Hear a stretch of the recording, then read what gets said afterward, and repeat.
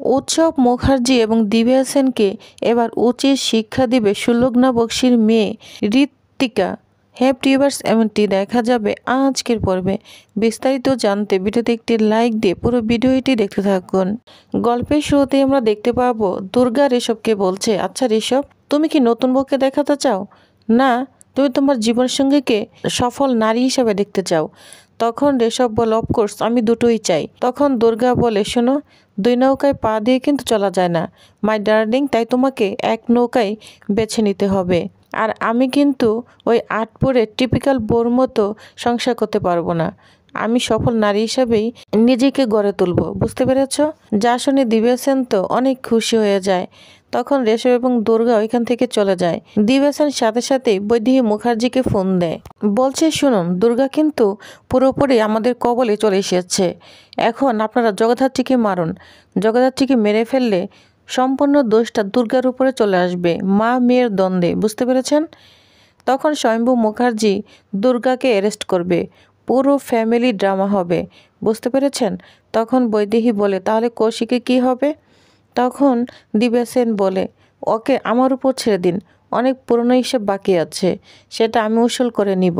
আপনারা শুধু ওই দিকটা দেখুন। আগে কাটা দিয়ে কাটা তুলি, দুর্গাকে দিয়ে জগদ্ধাত্রী আর স্বয়ম্ভুকে দিয়ে দুর্গা, বুঝতে পেরেছেন? আর বাকি অর্ধেকটা কাজ তো আপনারাই করতে পারবেন, কি পারবেন না? তখন বৈদেহী বলে, হ্যাঁ হ্যাঁ পারবো। এটা বলে দিব্যা সেন ফোনটা রেখে দেয়। এদিকে বৈদেহী তো খুব খুশি হয়ে যায়, উৎসবকে বলছে, বাবা এখন না তোর সময়, বুঝতে পেরেছিস? জগদ্ধাত্রীকে মারতে হবে দুর্গাকে দিয়ে। মা মেয়ের মধ্যে সংঘাত লেগে গিয়েছে, ইতিহাসে লেখা থাকবে মেয়ের হাতে মায়ের খুন, বুঝতে পেরেছিস? তারপর অ্যারেস্ট করবে দুর্গাকে স্বয়ম্ভু মুখার্জি, পুরাই ফ্যামিলি ড্রামা হবে।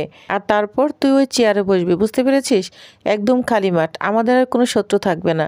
তখন প্রীতি বলে, না কাকিমণি, ভুল বলছো, আমার তো একটা খটকা লাগছে। দিব্যা সেন কিন্তু অনেক সাংঘাতিক মেয়ে, এমনটা তো নয় যে গেমটা ওই খেলছে। তখন চন্দ্রনাথ বলে, না না, আমি দিব্যা সেনকে নিয়ে ভাবছি না, তার থেকেও আরেকজন তীক্ষ্ণ বুদ্ধিসম্পন্ন রয়েছে, যে এই সংসার ত্যাগী, সংসার ছেড়ে চলে গিয়েছে, সব রাজত্ব ছেড়ে চলে গিয়েছে, কৌশিকী মুখার্জি। যা শুনে তো বৈদেহী উৎসব সবাই অবাক হয়ে যায়। এদিকে দিব্যা সেন গাড়ি করে কোথাও একটা এসেছে, এসেই ফোন দেয় বেদ বসুকে। বেদ বসু ফোন রিসিভ করে বলতে থাকে, বলুন। তখন বলে, তুমি আমার গাড়ি দেখতে পাচ্ছ, এখানে চলে এসো। তখন বেদ বসু গাড়ির সামনে চলে আসে, এসে বলতে থাকে, কি ব্যাপার ম্যাডাম, আমাকে তলব করেছেন? তখন বলে, হ্যাঁ, মানুষ খুন করতে হবে। তখন 2 লাখ টাকার একটা পার্সেল দিয়ে দেয়, বলছে, এই নাও, এই 2 লাখ টাকা তোমাকে দিলাম, মানুষ খুন করতে হবে। তখন বেদ বসু হাসতে থাকে, বলছে, একটা মানুষ মারার দাম মাত্র 2 লাখ টাকা, এই 2 লাখ টাকা দিয়ে আমি মানুষ খুন করব? আমি না ছোঁচো মেরে না আমার হাত গন্ধ করতে চাই না, চলি। তখন বলে, শোনো, তুমি কত লাখ টাকা চাও? তখন বেদ বলে, আপনি কাকে মারতে চান, সেই মানুষের উপর নির্ভর করবে আমার রেট, বুঝতে পেরেছেন? তখন বলে, মনে করো সাধারণ মানুষ। তখন বেদ বসু বলে, সাধারণ মানুষ নয়, সাধারণ মানুষ হলে এই দিব্যা সেন আমাকে কল করে ডাকতো না, সেটা আমি বেশ বুঝতে পেরেছি, বলুন কে? তখন বলে, কৌশিকী মুখার্জি। যা শুনে বেদ বসু হাসতে থাকে, বলছে, আমি ঠিক ধরেছি, আপনি ওই মানুষটাকে খুন করতে চাচ্ছেন। তাই মানুষটাকে আপনি কেন খুন করতে চাচ্ছেন? ও তো এখন ভালোই আছে, আট পরে শাড়ি পরে খুব সুন্দর সংসার করছে, তাহলে ওই মহিলাকে আপনি কেন মারতে চাচ্ছেন? তখন দিব্যা সেন বলে, ও জানো তোমাদের বাড়িতে সুন্দর সংসার করার ফেক ধরে আছে, ওকে আমি চিনি, আমি যে প্ল্যান করছি না, ও যে কোনো সময় বানচাল করে দিতে পারে, ওকে ক্লিয়ার করলেই না পুরো সাম্রাজ্যটাই আমার হয়ে যাবে। তখন বেদ বসু বলে, সাম্রাজ্যটা তো দুর্গা মুখার্জির, আপনার কিভাবে হবে? তখন বলে, রাখো দুর্গা মুখার্জি, ও তো একটা শিশু, ওকে নিয়ে আমি খেলছি, বুঝতে পেরেছ? আচ্ছা, তোমার এত কিছু জানার দরকার নেই, তুমি কৌশিকী মুখার্জিকে মারার জন্য কত টাকা নিবে? বায়না করতে পারো 10, 15, 20। তখন বেদ বসু বলতে থাকে, 50 লাখ। যা শুনে দিব্যা সেন তো অবাক হয়ে যায়, বলছে, একটু বেশি হয়ে গেল না? তখন বলে, শুনুন, কৌশিকী মুখার্জিকে মারার জন্য এটা তো কমই হয়ে গেল। তখন বলে, ঠিক আছে, ডান। তখন 10 লাখ টাকা অ্যাডভান্স দিয়ে দেয়, বলছে, আর বাকিটা কাজ শেষ হয়ে গেলে পাবে। শোনো, কন্ডিশন রয়েছে, আগে কিন্তু জগদ্ধাত্রী মরবে, দুর্গা জগদ্ধাত্রীকে মারবে, এরকম একটা নাটক সাজানো হয়েছে। জগদ্ধাত্রী মারা গেলেই দোষটা পড়বে দুর্গা মুখার্জির উপর, আর অ্যারেস্ট হবে দুর্গা মুখার্জি।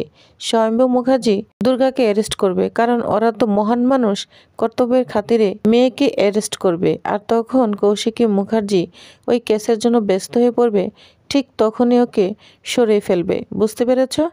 তখন বেদ বসু বলে, ঠিক আছে ম্যাডাম, তাই হবে। এই বলে বেদ বসু চলে যায়। তখন উৎসব বলতে থাকে, ম্যাডাম খেলা তো একদম জমে গিয়েছে। তখন দিব্যা সেন বলে, হ্যাঁ খেলা কিন্তু একদম জমে গিয়েছে। তখনই উৎসবকে সুরগ্না বক্সির মেয়ে ঋত্বিকা ফোন দেয়। তখন উৎসব বলে, আপনি কে বলছেন? তখন বলে, আমি যাই বলি না কেন, আপনি এখন একটা ব্ল্যাক কালারের গাড়িতে আছেন, সঙ্গে একটি মহিলা রয়েছে, যে মহিলা কিনা নিউজ চ্যানেলের সংবাদক, মালিকও বটে, দিব্যা সেন, তাই না? আপনি দিব্যা সেনের সাথে আছেন। তখন বলে, হ্যাঁ, কিন্তু আপনি কে? তখন বলে, আমি 24 ঘন্টা আপনার সাথে নজরবন্দি আছি, নজরবন্দি রাখছি আপনাকে। তখন বলে, আমাকে নজরবন্দি করে কেন রাখছেন? কে বলছেন? তখন বলে, শুনুন, আমি কে এটা কি জানার জরুরি? আমার নাম জানলে না আপনি ভয়ে আঁতকে উঠবেন। তখন বলে, আমি আঁতকে উঠবো না, বলুন আপনি কে?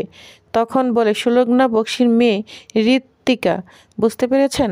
তখন দিব্যা সেন বলে, হ্যাঁ খেলা কিন্তু একদম জমে গিয়েছে। তখনই উৎসবকে সুলগ্না বক্সির মেয়ে ঋত্বিকা ফোন দেয়। তখন উৎসব বলে, আপনি কে বলছেন? তখন বলে, আমি যাই বলি না কেন, আপনি এখন একটা ব্ল্যাক কালারের গাড়িতে আছেন, সঙ্গে একটি মহিলা রয়েছে, যে মহিলা কিনা নিউজ চ্যানেলের সংবাদক, মালিকও বটে, দিব্যা সেন, তাই না? আপনি দিব্যা সেনের সাথে আছেন। তখন বলে, হ্যাঁ, কিন্তু আপনি কে? তখন বলে, আমি 24 ঘন্টা আপনার সাথে নজরবন্দি আছি, নজরবন্দি রাখছি আপনাকে। তখন বলে, আমাকে নজরবন্দি করে কেন রাখছেন? কে বলছেন? তখন বলে, শুনুন, আমি কে এটা কি জানার জরুরি? আমার নাম জানলে না আপনি ভয়ে আঁতকে উঠবেন। তখন বলে, আমি আঁতকে উঠবো না, বলুন আপনি কে? তখন বলে, সুলগ্না বক্সির মেয়ে ঋত্বিকা। বুঝতে পেরেছেন? আপনি সুলগ্না বক্সিকে চিনেন তাই তো? তখন বলে, না না, আমি সুলগ্না বক্সি নামে কাউকে চিনি না। তখন ঋতিকা বলে, অবশ্যই চেনেন, সুলগ্না বক্সিকে অনেক বছর আগে 4 বন্ধু মিলে শারীরিক অত্যাচার করেছিল। তার সাথে আরেকজন স্পেশাল গেস্ট রয়েছে, সে হচ্ছেন আপনি, উৎসব মুখার্জি। তাকেও আপনিও সমান অংশীদার ছিলেন। তারপর আমার মা অন্তঃসত্ত্বা হয়ে পড়ে, আমাকে জন্ম দেওয়ার পরে সে মারা যায়। অনেক কষ্ট স্বীকার করেছে, অনেক অত্যাচার হয়েছে তার উপর। বুঝতে পেরেছেন? আর আপনি তো দিব্যা সেনকে নিয়ে গেমস খেলছেন, শিকার করছেন, তাই তো? দেখবেন, শিকার করতে গিয়ে শিকারী নিজেই না শিকার হয়ে যায়। এই বলে ঋত্বিকা ফোনটা রেখে দেয়। আর উৎসব মুখার্জি তো হেলো হেলো করতে থাকে। তখন দিব্যা সেন বলে, কে ফোন দিয়েছে? তখন উৎসব মুখার্জি ভয় পেয়ে গাড়ি থেকে নেমে যায়। আর দিব্যা সেন বলে, উৎসব তুমি কোথায় যাচ্ছ? তখন উৎসব বলে, আমাকে একাই যেতে হবে, মানুষের ভিড়ে মিলে যেতে হবে, আমাকে কেউ ফলো করছে। এটা বলে উৎসব ওইখান থেকে চলে যায়। তখন তো দিব্যা সেন অবাক হয়ে যায়, বলছে এই উৎসব তীরে এসে তরি ডুবাবে না তো? কোনো সমস্যা নেই, উৎসব তো আমার কাছে ভোর মাত্র, আমি তো গজ, মন্ত্রী, রাজা এসব নিয়ে খেলি, প্রয়োজনে আমি ওকেও শেষ করে ফেলবো, ওকেও আমার পথ থেকে সরিয়ে দিব।